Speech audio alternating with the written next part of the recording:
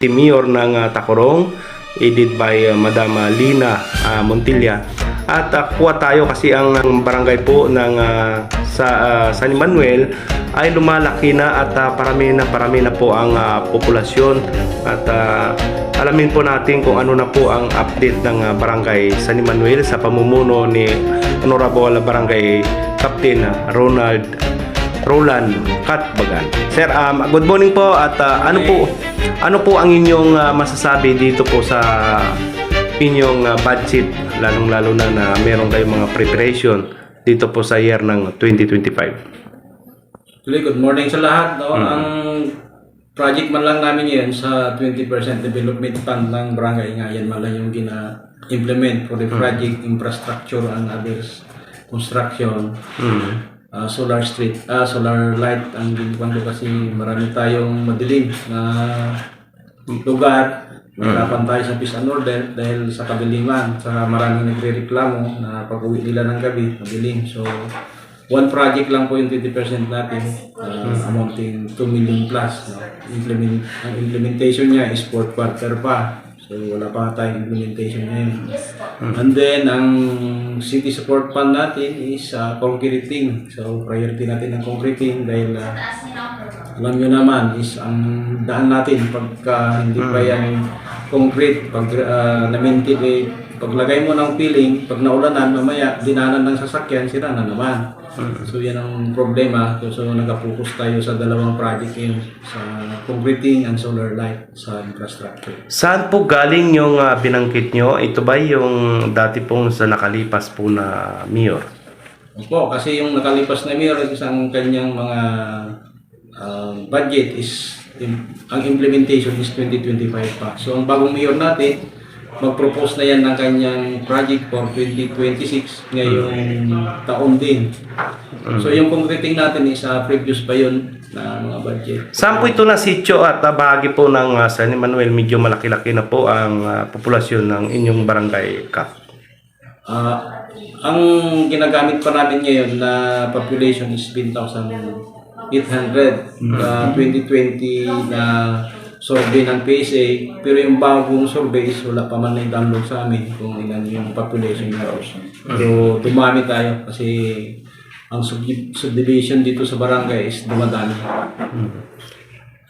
Balikan ko lang, ito ba'y particular po sa Waya-Waya, sityo, itong 2 million concreting or saan po na bahagi ng San Manuel? Dito lang po sa Purok Uno naman, Purok Namnama ang concreting natin. Kasi yung 200 natin going to Tina, to boundary is tapos na yun. So, umpisahan natin itong isa na naman. Pag natapos ito, yung iba na naman na kalsada ang concrete po natin. Ilang kilometro ito, Kap?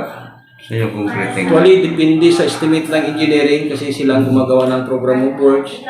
Basta yung 2 million na galing sa city support fund, yun yung sa concreting.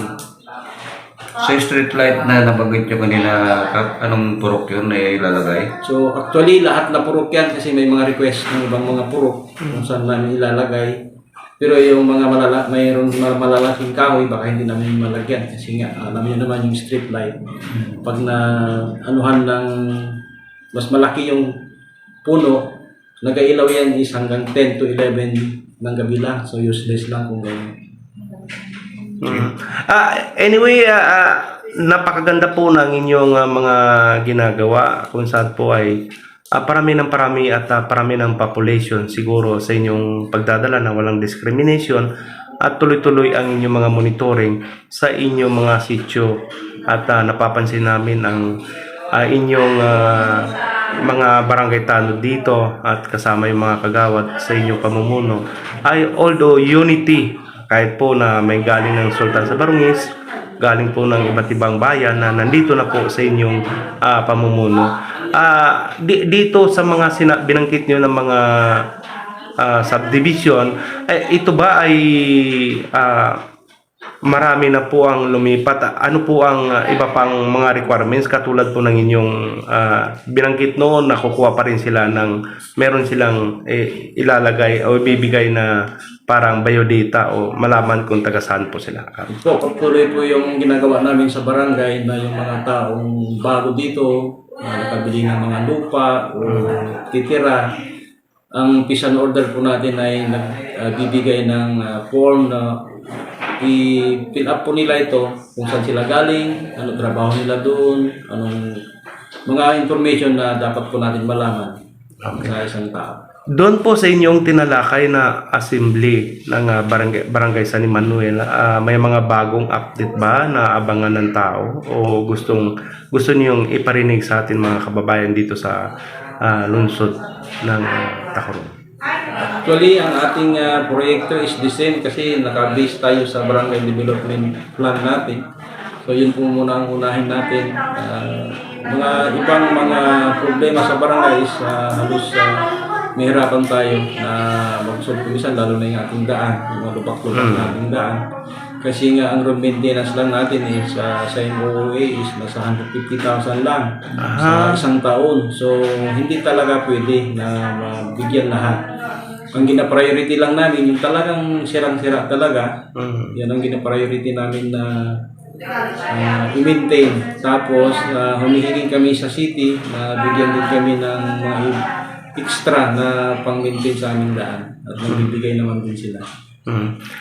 Siguro ang inyong parking words siguro at baka may mga mensahe kayo sa ating mga kababayan to maintain in peace and order at inyong mga sa inyong pamumuno. Update na rin siguro, baka may bagong project ang ating mayor na sila naman ang dating nakaupo yung Montilla dito po sa city ng Tacurong at baka may gusto niyong sabihin at malaman din at ano ang mga gusto niyo pang inay para marinig ng taong bayan, lalong-lalo na sa province. At nanalo rin si Honorable Congresswoman Bayrot Mangudadato sa Kaluran. Actually, yung sa city natin is wala pa kaming formal na meeting lahat ng kapitan kasi wala pa man nagpatawag ng CDC, yung City Development Council, para sa budgeting ng mga project. At doon lang kami makakahingi na naman kung ano yung gusto namin hihiin sa ating bagong mayor. Kasi actually nag-meeting kami pero wala pa yung mga ganun na bagay na pinag-usapan tungkol parang sa mga iba't ibang problema ng barangay. Concern. Sa province naman, ginagawa ko rin yung mga kagawad. Gumagawa din kami ng mga resolution kuminsan. Nahihingi doon kasi marami tayong gustong gawin na hindi kaya ng pera dito, kaya sa city, so doon tayo malapit.